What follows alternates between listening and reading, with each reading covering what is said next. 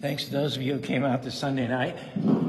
This is our email address for comments, correspondence, and feedback, utahkrishnas@gmail.com, and this is our website for more information, utahkrishnas.org. Everything is inspired by the teachings of His Divine Grace, A.C. Bhaktivedanta Swami Prabhupada, who is the founder and charge of the International Society for Krishna Consciousness. Om Magana Jimarandasya Ganagana Salatya Chaksurin Militam Yana Tajamai Shri Namaha. Sri Chaitanya Manobhistam Stapitam Yana Bhutare. Swayam Rupa Karamaya Vidati Swaparandika. I really debated whether I should tell this story or not, but it leads pretty well into the main subject matter. So I'm going to go ahead with apologies. It's kind of a ridiculous story, but it does make the point that we want to make and get your attention right off the bat. So everybody knows truth is all about attention getting. So it's a story about a group of animals in the jungle. They decided to have a football game. The problem was no one could tackle the rhinoceros. Once he got ahead of steam, he was unstoppable. And when we received the opening kickoff, he just rambled right through everyone for a touchdown. The score was 7-0 immediately. Some or other, the other team managed to keep the ball away from the rhinoceros for the rest of the first quarter. At the beginning of the second quarter, they scored, and the score was tied, 7-7. So the lion tried to warn the zebra on the kickoff not to kick it to the rhinoceros. But the zebra ignored the warning. The rhino caught the ball, and he's racing for his second touchdown of the day. Suddenly, out of nowhere, bam! He was brought down with a vicious tackle. And when the animals unpiled, it was discovered that a centipede had made the tackle. That was fantastic, said the lion. But where were you on the opening kickoff? The centipede said, I was still putting on my shoes.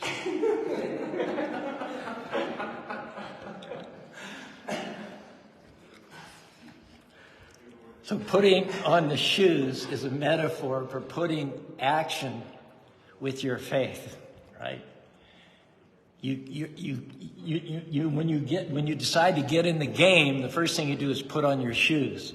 When you're not in the game, when you figure my best days are behind me, I've had it, I'm just average, ordinary, you sit on the sidelines barefooted. So if you want to become a better version of yourself, it's important to realize that you need to do more than just sit barefooted on the sidelines. You need to do more than believe for it, more than hope for it, more than pray for it. You need to show God, whom we call Krishna, that you really mean some business. You're going to put your money where your mouth is. You're going to put your shoes on your feet. And the way you do that is you put actions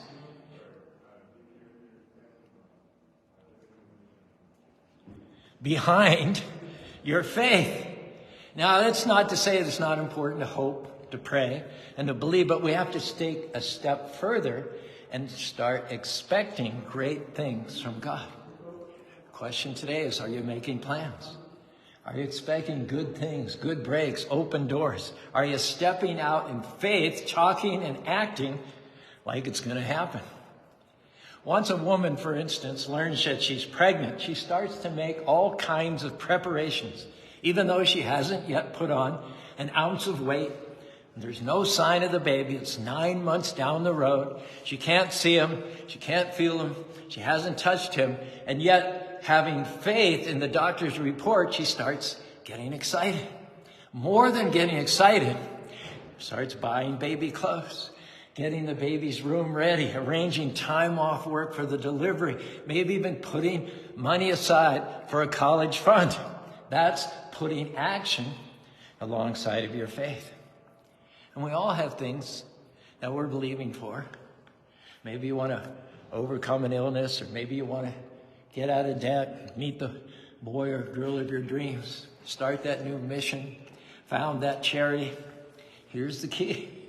You have to go beyond believing. You have to put action behind your faith. If you're planning to get well, for instance, you need to start eating better. Start an exercise program. If you'd like to see your marriage restored, you need to probably start treating your spouse better. If you want to start a temple, start a Facebook group. Get a Sunday feast going in someone's home, or rent a storefront. This is the original storefront that the Hare Krishna movement started in 1968 in the Lower East Side of New York City. My wife and I, Bobby, we were in Los Angeles Temple for 10 years before we came to Utah. I was the Life Membership Director. And in order to facilitate my role as a Life Membership Director, I rented radio time out of a station in Pasadena. The Indian community had all the time blocked every Saturday from 8 a.m. till 1 in the afternoon. Travel shows, grocery stores, and in there in the middle was the Krishna show. So I did that for about 2 years, 1980, 1981. It was very successful. It's very well received. The Life Membership Program advanced by leaps and bounds. But after a while, I began to think that for that same $1,000 a month that I was paying just for a total of 2 hours on a radio station, that might just cover the mortgage on a smaller, more rural radio station somewhere else in the country. And that was the seed of a dream. But I didn't leave it there. I didn't just hope, believe, dream, and pray. I took steps every week for a year. I visited the library. There's a weekly publication called Broadcast Weekly, and I would pick up a copy and I would look through the radio stations for sale classified section. I set up a recording studio in an old unused garage behind the Life Membership offices. We made half-hour episodic shows on the Ramayana and the epic Mahabharata. We invited devotees in to act out the parts and read the narrations. You can still hear all those on 1480 KHQM. Bobby was in charge of the sound effects and the music. A lot of devotees visit the Los Angeles Temple from all over the world. And when they came through, I invite them into the studio for an interview. We talked about philosophy, or to ask them to tell the story of how they came to Krishna consciousness. It's interesting that Radhanath Swami, 10 years before his book, The Journey Home, came out, he told me many of those same stories, which you can hear today on KHQN radio. And just like a woman preparing for a baby, we were getting ready for a radio station. When the dream first took hold, we didn't have the program, we didn't have the money, we didn't have the experience, we didn't have the connections, we didn't have the resources.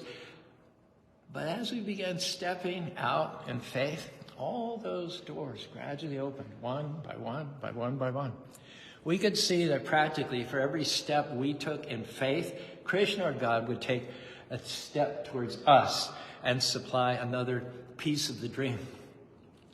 In 1981, we were able to put a small down payment on a radio station right here with 5 acres of land, Spanish Fork, Utah.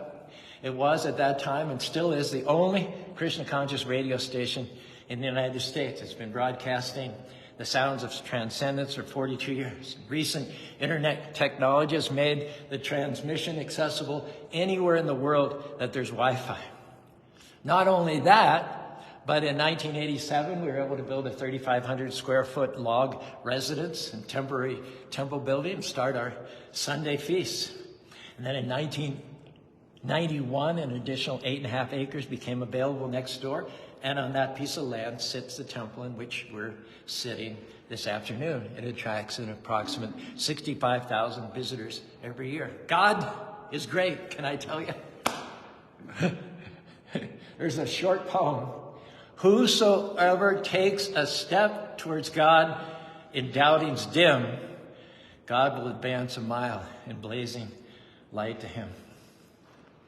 Krishna had all that and more planned out for us since the beginning of time. He had the stepping stones all lined up before we were born. We simply had to use those stepping stones. We simply had to do our part and take those tiny steps of faith on the way for the dream to become a reality. In his purport to the 31st verse, the 11th chapter of the Bhagavad Gita, Prabhupada writes, the plans of the Supreme Personality of Godhead are understood by his mercy, and the plans of the pure devotees are as good as God's plans. One should follow such plans and be victorious in the struggle for existence. Would you agree that looking at the world picture today, there's a struggle for existence, enacted, political parties divided, brutal wars going on in the Ukraine and Israel and else places, mass shootings in schools that now seem to have exported themselves to European countries? And all of that, what could be more appropriate than a huge farm in the southwest part of Texas in the United States? A future city for Krishna devotees, capable of growing food for tens of thousands of people. A safe haven from the tensions of this age of quarrel and hypocrisy. Over this past Christmas weekend, I was invited to attend the opening celebrations for a newly acquired Hare Krishna property in South Texas. It's 7,500 acres in the Rio Grande Valley. Driving north to south, it's 7 miles. Driving east to west, it's 3 miles. It's called New Navadvip Dham, subtitled The City of Festivals. And the first festival for the public is meant to take place at the end of February. It's going to be a festival of colors. And I'm invited to come and be the MC. In this top picture of the two visionary founders, Sarvajaya Das and Govinda Charan, who raised a consortium of investors to purchase the land for $55 million. Too often, we say that we are believing God for good things, and yet with our actions, we're doing just the opposite. Can I tell you that faith will work in either direction? It'll work positively. It'll also work negatively. I know some people that plan to get the flu. Have you ever heard anyone say at the grocery store, well, it's flu season. I better pick up some of this flu medicine. I'll probably get it this year. They talk as if it's sure bound to happen. They take it even further. They do what we're telling you to do. They put actions behind their negative talk. They purchase the flu medicine before they even have symptoms. They call in the flu. They give it an invitation.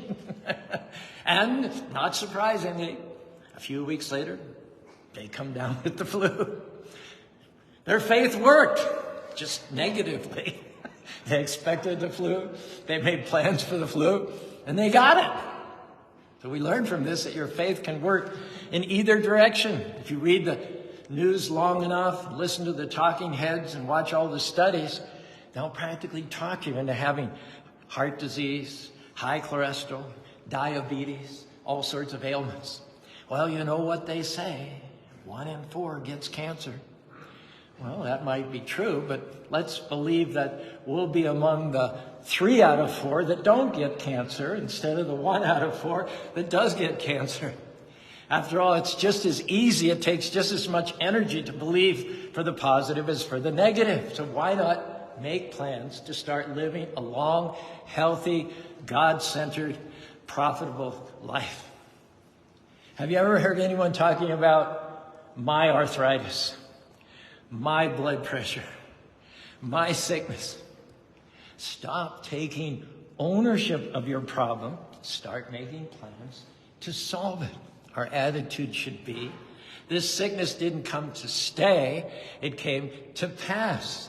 Say things like, I know that with Krishna, I can have long life. I know that Krishna can bring my dreams to pass.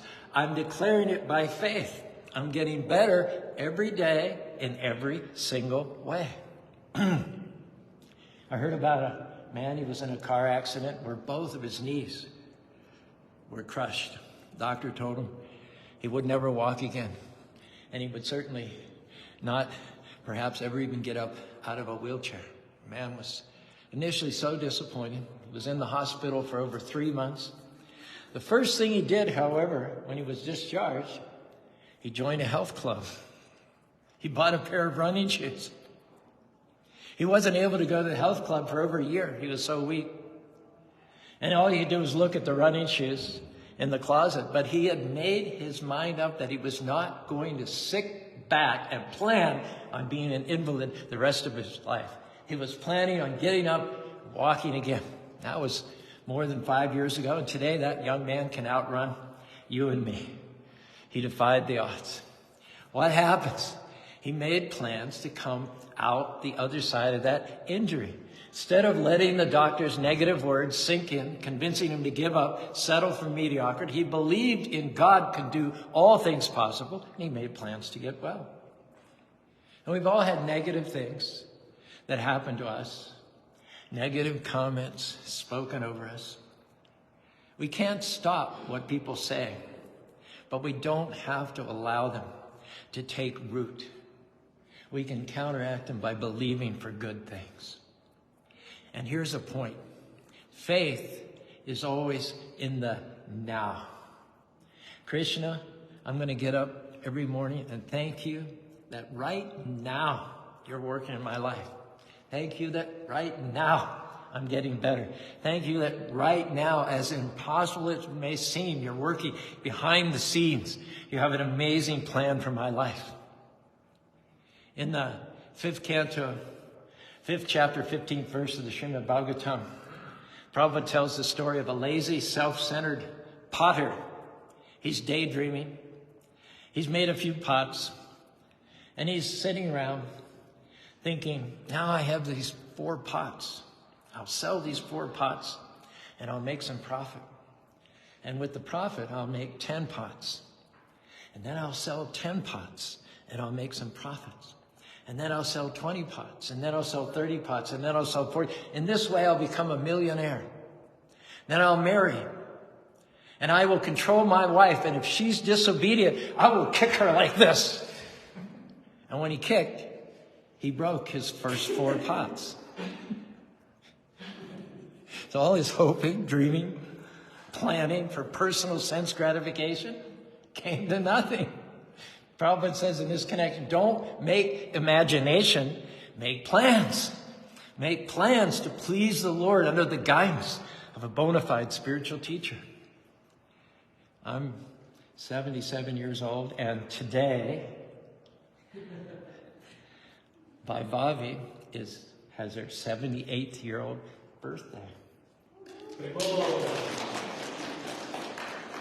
And I know that many of my bodily parts at this age don't work as well as they used to. I don't hear as well as I used to. I don't see as well as I used to. In fact, he's getting cataract surgery tomorrow. I've already had in both eyes. After offering obeisances, I can get down on the floor and offer an obeisance just as quick and nimbly as I was when I was 20. The problem is it takes me 15 minutes to get back up off the floor. That's the problem. But I could moan and talk about how I'm getting older, slowing down, losing this or that. I can't deny those facts, but I don't have to dwell on them. I don't have to go around making plans for loss, defeat, and invalidity. I'm not going to make plans to grow old, bent over, and unable to do anything. I'm going to keep my faith out there, speak words of health over myself. I'm going to keep up with the treadmill, keep lifting weights. I'm going to keep composing rap songs and learning new Sanskrit verses every day. I'm going to talk about Krishna giving me 100 years, and then I'm going to put some action behind it.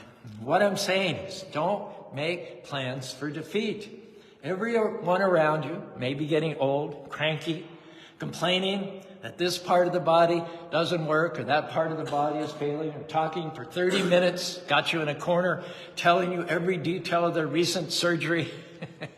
But you, as a devotee, need to be the exception. Believe in living a long, healthy life full of service for the Lord and going out with a bang. I love preaching. And I want to preach until the day I die. I want to drop dead right in the middle of a lecture. I don't want to retire, get put on a shelf somewhere. I don't want to have a stroke and struggle as an invalid for the last years of my life. I don't want to be incapacitated. I don't want to come to a place where I'm not able to preach. I want to go out like Bishop Barnett Thorogood. Bishop Barnett Thorogood had just finished his Sunday sermon called I am here to do battle. And when he sat down in his seat on stage, he collapsed. He was pronounced dead. Members of his Church of God congregation prayed and cried as the paramedics tried to revive the 60-year-old pastor, but to no avail. Church member Mabel Beckett told a local reporter he died doing what he loved right up to the end. She had attended the service where Thorogood took his last breath. He lived the life that he was called to right up until the end. He founded the Church of God in Christ in Virginia Beach in 1970. It had grown to more than 2,000 members. He was known for his fiery messages, full of energy. And before his death, Thurgood preached, urging congregation members to keep their attention on God and call on him in their time of need. You shall live and not die, were his last words. So like that preacher, I'd like to be strong and productive right up until the moment I die. I want to be excited and energetic and ready for the next challenge. Like that preacher, I want to pass away suddenly, gloriously, in the heat of battle, not languish away in some retirement home somewhere. It's easy to think in elderly age, the law of entropy is setting in. Everything is dissolving, disintegrating. The body is debilitating. It's all part of getting older. It's inevitable. This doesn't work. That doesn't work. Can't see, can't hear, cranky. No. Don't fall into that trap, especially not the cranky part. There are enough cranky people in the world, I think you'll agree with me already. Make plans to be healthy, full of joy, to be fighting the good fight right up until that hour when Krishna calls you home. Hare Krishna, Hare Krishna. Krishna, Krishna, Hare Hare. Hare Rama, Rama Rama, Hare Hare. Do everything you have to do, but not with greed, not with false ego, not with lust, not with envy, but with love, compassion, humility, and devotion. No matter what your age, Krishna has important plans for you to fulfill. You're not supposed to just breathe, take up space, pass time. You're supposed to go through life with joy, with enthusiasm, not to wither up like a prune. Well, make plans to live every day fully, joyfully, vibrantly, alive, healthy, and productive. In comments to the Srimad Bhagavatam 6 canto, 3rd chapter, 24th verse, Prabhupada advises the best plan you can make is to surrender to Krishna's plan.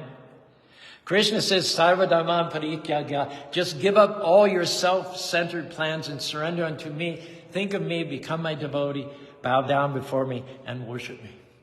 That, friends, is Krishna's plan for your life. As far as possible, our business as missionary devotees is to introduce as many people as possible to Krishna consciousness. So when we make our plans, we coordinate them with Krishna's plans. We make sure our plan is sanctioned by Krishna, not running off helter-skelter with our own concocted, manufactured plan, but to be guided by Krishna's plan. I heard about an older couple. They'd attended a church leadership conference, and during the question and answer session, they stood up. We're not sure what we're supposed to do at our age. They were in their 90s. They were both dressed impeccably. Their skin looked great. Their eyes sparkled with life. The lady was the epitome of grace and beauty. They were a sharp, striking-looking older couple. The pastor told them, one thing you need to do for sure is to go around and let other people see you. Be an example. Your joy, your health, your peace, your victory is an inspiration to others. You need to let the younger generation, which in this case would be anyone under 80, see how you can be up there in years and be healthy, joyful, and peaceful. One more story. Heard about a man in his 70s. He used to play basketball with men half his age and boys a third of his age. He was in great shape and he could run up and down the court with the 20-year-olds. One day he said, it's funny. When I was 40, my doctor told me that I should give this up, that my knees wouldn't hold up playing this much. I kept on playing. At 50, he told me my back would start hurting if I kept running and jumping like this. I kept on.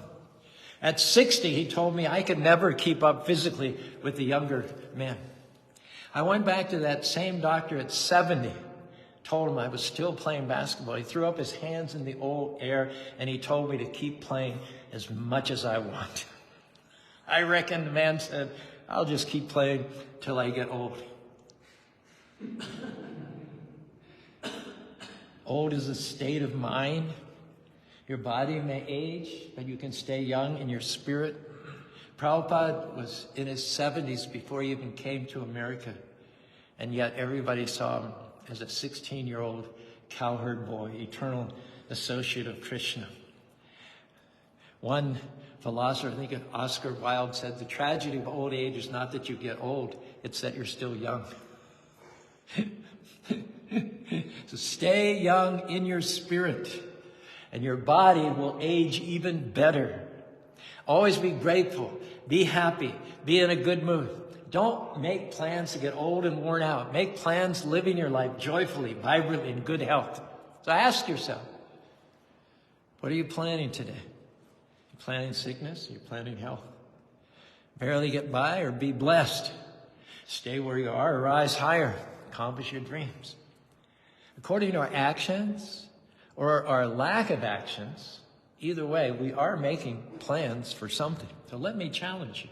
Have a big dream for your life. Make plans for abundance. I'd love to get out of debt. I'd love to start that mission, organize that festival, buy that land, grow my own food. I'd love to take ground for the kingdom. I don't see true how it could happen for me. I'm stuck in this job. Seems like I've gone as far in life as I can. No. God helps those who help themselves. Are you making provisions? Are you paying off that debt? Are you putting some money aside regularly? Are you keeping fit? Are you improving your mind? Are you open to change? Are you asking the Lord to use you in a great way? Hare Krishna, Hare Krishna, Krishna Krishna, Hare Hare, Hare Rama, Rama Rama, Hare Hare. Don't prepare for or predict failure, sickness, scarcity. Start preparing for the good things. Prepare for success, abundance. Prepare for victory. Prepare for a long life, good health. Get your faith going in the right direction. Start making plans to live a blessed, prosperous, healthy, joy-filled, abundant, long life. If you do this, Krishna will do more than you can ask or even think. He will pour out his blessings and favor in this life, next life. He'll take you back to home, back to Godhead. If any of that sounds good, join me in raising your hands in the air, and we'll repeat together. Hare Krishna, Hare Krishna, Krishna Krishna, Hare Hare, Hare Rama, Hare Rama, Rama Rama, Hare Hare. Thank you very much for your kind attention. I appreciate all of you. That was good. Exactly half an hour. Right on. Prabhuji, can you lead Arti? And will someone do the Arti? I should do Arti. Anybody, except I like Namarita. This is Namarita and his wife, Bhakti Janani.